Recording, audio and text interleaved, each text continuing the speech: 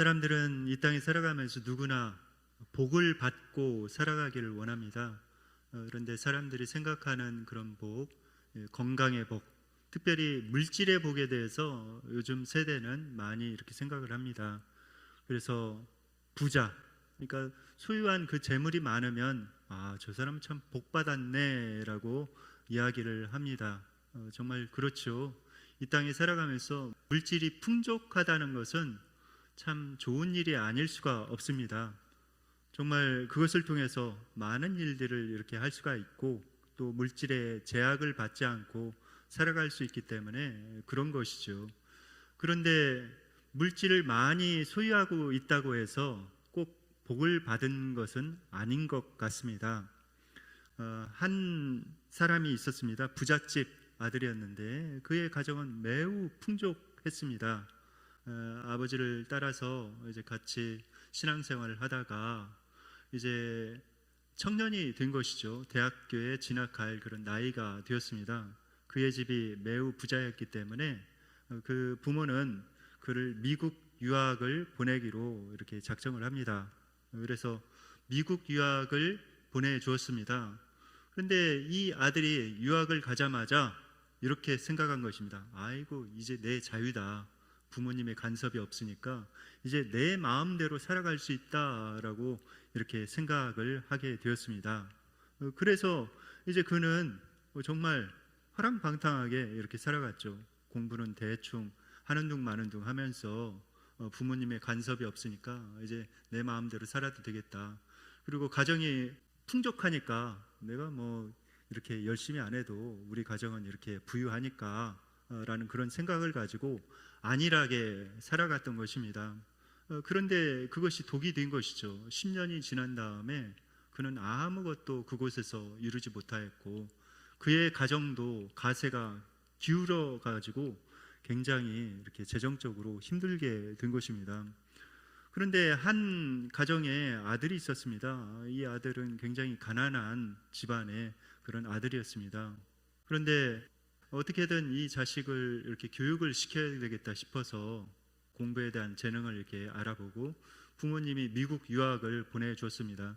그런데 형편이 넉넉지 않았던 것이죠. 그런데 이 아들은 신실한 믿음의 그런 사람이었습니다. 미국에 가서도 열심히 교회 다니면서 하나님 앞에 기도하면서 의지하면서 그런 어려운 형편들을 이겨나갔습니다. 아르바이트를 하면서 모자란 생활비를 벌어가면서 밤낮으로 열심히 일하면서 공부를 하게 되었습니다.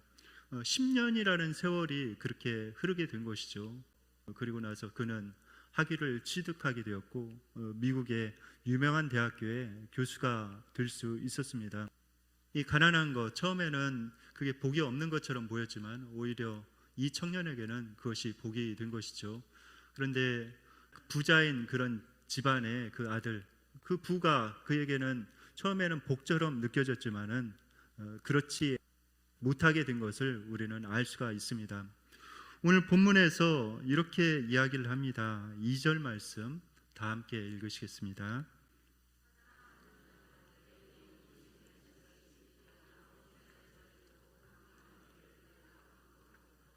네, 사랑하는 자여, 내 영혼이 잘된 같이 내가 범사에 잘되고 강건하기를 간구하노라 라는 그런 말씀입니다. 이 말씀은 특별히 복의 우선순위에 대해서 이렇게 말씀하고 있습니다. 여기에 보면은 제일 되는 우선순위가 무엇입니까? 내 영혼이 잘됨 같이라고 이렇게 말씀하고 있죠. 먼저 영혼이 잘 되어야 된다는 그런 말씀입니다.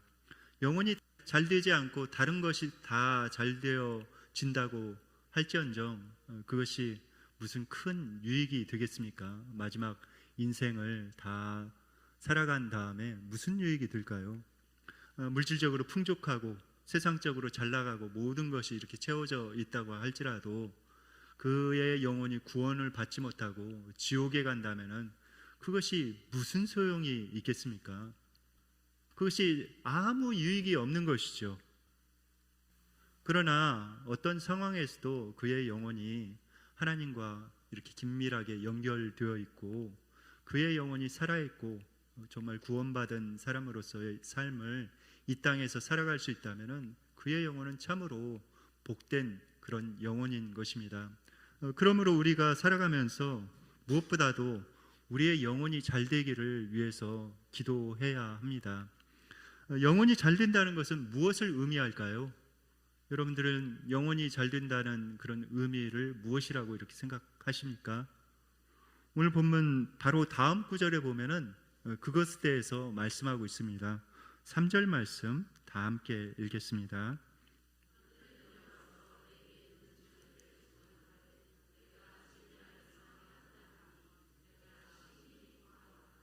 네, 영혼이 잘 된다는 그런 의미가 무엇이라고요? 네, 여기 보면 내가 진리 안에서 행한담을 보니라고 말씀하고 있죠.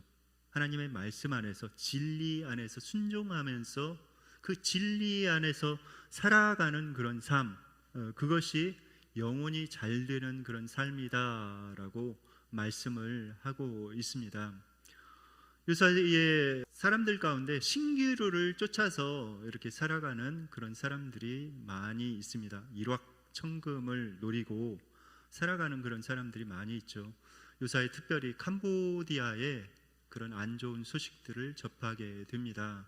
특별히 청년들이 캄보디아에 이렇게 많이 가서 거기에 불법과 연루된 그런 범죄 단체, 회사로 유장되어 있는 그 범죄 단체에 납치되어 가기도 하고, 모르고 이렇게 취직을 해서 많은 돈을 한 달에 뭐 1,000만 원 이상씩 벌을 수 있다고 하니까 그것에 현혹되어서 이렇게 취직해서 그 범죄와 연루되어 가지고 굉장히 큰 어려움을 겪고 있는 그런 모습을 보게 됩니다. 이 일확천금, 이 돈을 많이 벌려고 하는 그런 마음, 이것이 오히려 독이 된 것이죠. 우리가 살아가면서 이것을 잘 생각해야 합니다. 내가 욕심 가운데 욕심에 이끌려서 살아가고 있지는 않은가. 그리고 이 돈만 벌 수 있다면 무슨 일이든 할 수 있다라고 생각하는 사람들이 종종 있습니다. 그러나 인생의 장기적인 안목에서 보면은 결코 그 사람에게 그것이 복이 되지 않는 것을 봅니다. 일시적으로 돈을 많이 벌 수도 있지만 그의 인생을 장기적으로 이렇게 보면은 결코 그것이 복이 되지 않는 것을 보게 됩니다. 진정한 복은 무엇인가? 그것은 진리 안에서, 하나님의 말씀 안에서 살아가는 것이 진정한 복이라는 사실을 여러분들 꼭 기억하시기 바랍니다. 영혼이 죽어있는 그런 사람이 있습니다. 영혼이 죽어있는 사람의 가장 큰 특징은 무엇일까요? 저 사람은 영혼이 죽어있다라고 이야기할 때 가장 큰 특징은 무엇입니까? 그것은 무반응입니다. 무반응. 반응을 보이지 않는 거예요. 특별히 마태복음 11장 17절에서 예수님께서 이렇게 말씀하셨습니다. 마태복음 11장 17절 말씀 다 함께 읽으시겠습니다.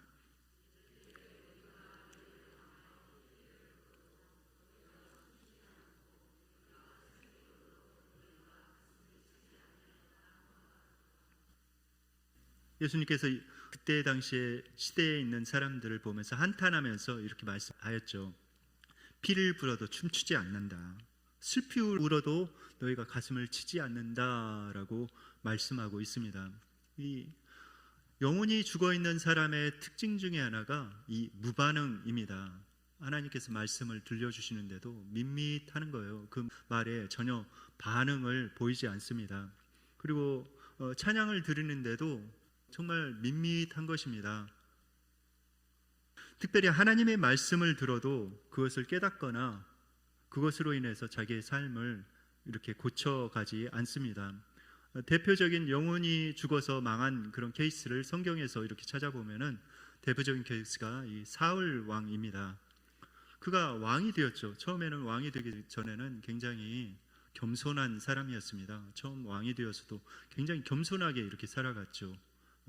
그런데 그가 왕이 되어서 승승장구하자 그의 마음이 교만해지기 시작했습니다. 급기야는 그의 영혼이 죽은 것이죠. 그래서 선지자가 와서 여러 번 이렇게 하나님의 말씀을 전하면서 경고를 했는데 그의 삶의 자세를 고쳐먹지 않고 그가 오히려 하나님의 말씀을 넘어서서 불순종하게 됩니다. 제사장만이 할 수 있는 그런 일들을 그가 왕으로서 행하게 된 것이죠. 그리함으로 말미암아서 그가 멸망을 당하게 되었습니다. 영혼이 죽어 있으면은 그런 결과를 가져오게 되지요. 제자들의 예, 그러니까 예수님의 제자들의 예를 보아서도 알 수가 있습니다. 겟세마네 동산에 올라갔을 때 예수님께서는 그들에게 이야기를 했죠. 너희들 깨어서 기도해야 된다. 시험에 들지 않게 깨어서 기도하라 라고 그들에게 명령을 하였습니다. 그런데 제자들은 그 말을 듣지 못했죠. 그리고 잠만 자게 되었던 것입니다. 그 결과 어떻게 되었습니까? 그 제자들이 결국 큰 시험에 들었습니다. 예수님이 가장 제자들이 필요할 그때에 제자들이 예수님을 버리고 다 도망했던 것이죠. 그리고 수제자 베드로는 어떻게 되었습니까? 자신의 목숨까지도 내놓고 예수님을 따르겠다고 맹세까지 했지만 그때 기도하지 않음으로 말미암아 예수님을 3번이나 마지막 부인할 때는 저주하면서까지 욕하면서까지 예수님을 부인하였던 것입니다. 그것으로 인해서 큰 시험에 이렇게 들어서 낙담 가운데 빠지게 되었습니다.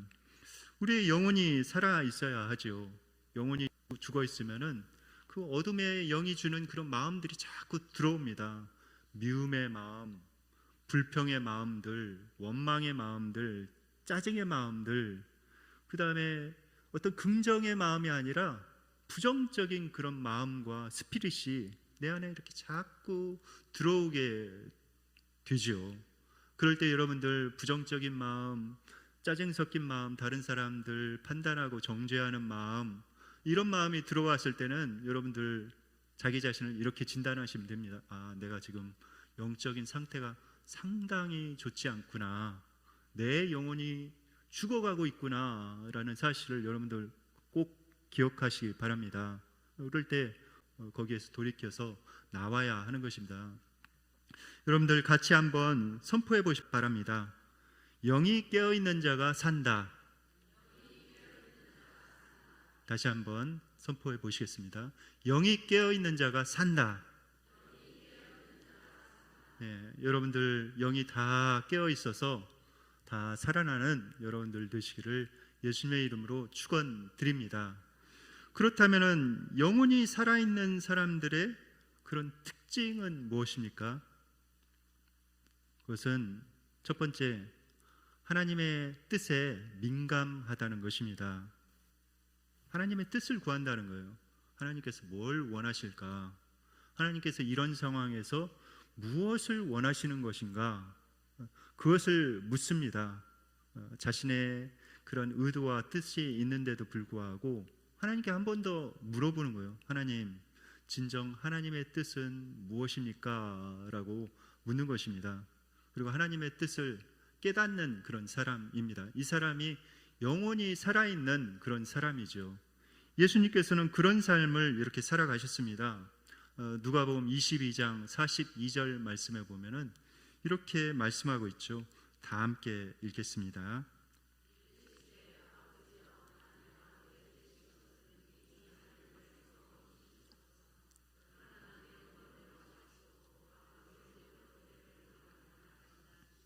네, 예수님께서도 분명히 자기의 뜻이 있었죠.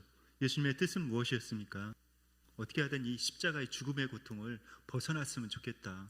이 잔을 마시지 않았으면 좋겠다라는 그런 뜻이 있었습니다. 그런데 예수님께서 기도하셨죠. 그러나 나의 원대로 마옵시고 아버지의 원대로 되기를 원합니다 라고 기도하셨습니다. 이 모습이 바로 영혼이 살아있는 사람의 그런 모습입니다. 영혼이 살아있는 사람은 여러 가지 갈등을 하다가도 하나님의 뜻을 찾아서 이렇게 갑니다. 그러나 영혼이 죽어있는 사람은 그것을 분별조차 못하고 그냥 그렇게 살아가는 것이죠. 성경에 보면은 많은 인물들이 나오는데 다윗의 그런 상황을 한번 살펴보기를 원합니다. 다윗은 정말 하나님의 사람이었죠. 오죽했으면 하나님께서 이새의 아들 다윗을 만나니 이는 내 마음에 합한 자라라고 이야기를 했겠습니까? 다윗은 정말 하나님 앞에 늘 기도하면서 하나님을 찬양하면서 이렇게 살아가는 그런 사람이었습니다. 그런데 그의 영혼이 죽어 있었던 그런 시기가 있었습니다. 어떤 시기입니까? 그가 이제 왕이 되어서 승승장구했죠. 승승장구해서 이제 그 성에서 안일하게 지내고 있었습니다. 그러다가 큰 죄를 범하게 된 것이죠. 아리따운 여인 밧세바를 이렇게 보고 그가 큰 죄를 범하게 되었습니다. 그런데 그의 영혼이 이제 죽어 있으니까 그것이 죄인 줄도 이제 깨닫지 못하고 있는 것이죠. 어떻게 사람이 그럴 수가 있는가라는 그런 생각이 듭니다. 욕정에 눈이 멀어가지고 그것이 죄인 줄도 알지 못하고 그냥 그렇게 영혼이 죽어서 살아가고 있었습니다. 그럴 때에 하나님께서는 나단 선지자를 보내셨습니다. 나단 선지자를 보내서 당신이 이런 큰 죄를 지고 있어 라고 비유를 통해서, 암양 비유를 통해서 그를 책망하였습니다. 그랬을 때 다윗이 어떤 반응을 보였습니까? 다윗의 죽어있던 영혼이 딱 깨어났죠. 아, 내가 하나님 앞에서 또 사람들 앞에서 엄청나게 큰 죄를 범하였구나 라는 사실을 그는 깨닫게 되었습니다. 그의 영혼이 각성이 일어난 것이죠. 그의 영혼이 살아났습니다. 그 후에 어떻게 했을까요? 그가 철저하게 회개했죠. 하나님 앞에서 죄를 무릅쓰고 금식하면서 이렇게 회개를 했고, 또 사람들 앞에서도 철저하게 회개를 했습니다. 자신의 죄를 다 이렇게 내놓고 회개한 것이죠. 어떻게 다윗이 그렇게 자신의 죄를 다 내놓고 회개했다는 사실을 알 수 있을까요? 시편에 보면은 그 기록이 다 나와 있죠. 그 시편은 다윗이 곡조에 붙여가지고 사람들로 하여금 찬양대로 하여금 찬양하도록 만든 것이 아닙니까? 그러니까 사람들 앞에서 자신의 죄를 낱낱이 이렇게 고백하고 회개해야 했던 것입니다. 그리함으로 말미암아서 그의 영혼이 살아난 것이죠. 우리도 살아가다가 그런 과정을 거칠 때가 있습니다. 때로는 사람인지라 이렇게 넘어질 수가 있죠. 그러나 하나님께서 그때 말씀하셨을 때 영혼이 정말 살아있는 사람은 그 음성을 듣고 곧바로 회개하고 거기에서부터 이렇게 벗어납니다. 그리고 하나님께서 원하시는 길로 이렇게 나아갈 수가 있는 것이죠. 이 사람이 바로 영혼이 살아있는 그런 사람입니다. 이 사람은 어떤 사람인가? 어떤 고난이 올지라도 그 고난 가운데 반드시 하나님의 뜻이 있다라는 사실을 알고 결국 그 고난에 굴복하지 않는 것입니다. 이 고난이 올지라도 하나님께서 그 고난을 통해서 무엇인가 나에게 교훈하시고자 하시는 것이 있고, 그 고난을 뛰어넘으면 분명히 하나님께서 나에게 더 좋은 것으로 주신다라는 사실을 믿고 믿음으로 나아가는 그런 사람이죠. 다 함께 욥기 32장 8절 말씀 다 함께 읽으시겠습니다.